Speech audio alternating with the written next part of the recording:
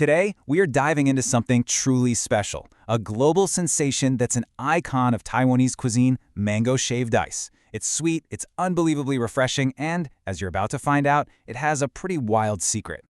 And hey, don't just take my word for it. CNN once called it one of the world's best desserts. I mean, that's a huge claim for what's basically a bowl of ice and fruit, right?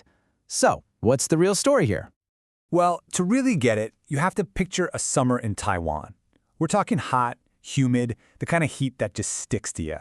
And when it feels like that, there is no better escape than a giant mountain of ice. For decades, this has been the go-to.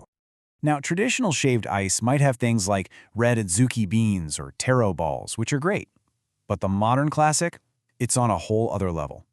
You start with these bright, juicy chunks of mango, then you hit it with a rich drizzle of condensed milk and syrup, and top it all off with a scoop of ice cream. Some places even throw on some pickled green mango for this amazing sweet and sour kick. It's really the perfect dessert for the season.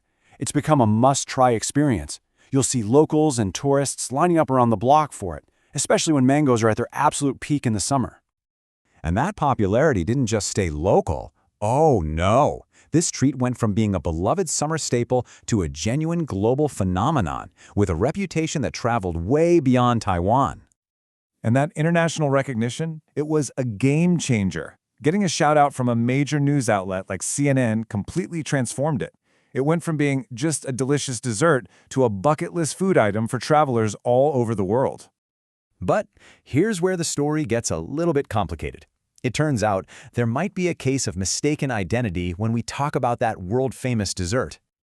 So what was it exactly that the experts at CNN fell in love with? Was it that classic, crunchy, shaved ice we've been picturing this whole time? Or was it something else? The answer is something called snowflake ice, or shui hua bing. You see, unlike traditional shaved ice that just uses a block of frozen water, snowflake ice starts with a block made mostly from milk. And that one simple change? It makes all the difference. I mean, the difference is night and day. Regular shaved ice is from water, so you get that coarse, crunchy texture. The ice itself doesn't taste like much, so it all depends on the toppings. But snowflake ice? It's milk-based. It gets shaved into these super thin, delicate sheets that are already sweet and creamy before you even add anything. That is what got the world's attention. At the end of the day, though, whether it's coarse ice or those creamy snowflake sheets, none of it really works without the true star of the show, the perfect, juicy, bright orange mango. But have you ever stopped to wonder what it actually takes to get a fruit that perfect? The answer is pretty unexpected. Because this is where our sweet story takes a very, very unsavory turn. Let's pull back the curtain on the secret behind growing those perfect mangoes. So here's the core of the problem from a biology standpoint. Mango flowers produce almost no nectar. And nectar is basically nature's currency. It's the sweet reward that brings all the pollinators like bees and butterflies to the party. So, no nectar means the usual suspects. Your bees and your butterflies, they have absolutely no reason to stop by. They just fly right past. And if there's no pollination, there's no fruit. So how on earth do the farmers solve this puzzle? Okay, you might want to brace yourself for this, because the solution is creative. Farmers turn to a totally different kind of pollinator.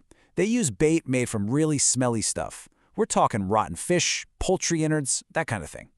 This powerful foul smell attracts swarms of flies, and it's the flies that do the job the bees and butterflies won't, moving from flower to flower and pollinating them. And the result of this is kind of startling. If you were to walk through a mango grove in Taiwan in the springtime, you wouldn't get that sweet, floral scent you might be imagining. Nope, you'd be hit with this powerful, really unpleasant odor. That is literally the smell of pollination happening. So let's bring this all back. On one hand, you've got this shocking, kind of gross, smelly process. And on the other, you have one of the most delicious desserts in the entire world. How do you reconcile those two things? Well, as one source put it so perfectly, this is the price you must pay to enjoy this delicious fruit. That unpleasant smell, that very unorthodox method, that's the cost. It's the hidden, crucial step that has to happen to get that sweet, perfect mango into our dessert bowls. So the next time you dig into a big bowl of mango shaved ice, you'll know the whole story, from the sweltering summers to the great snowflake ice debate, all the way down to the unsavory secret of how it all got started, which really just leaves one question. Will you ever look at a mango the same way again? Thanks for joining me.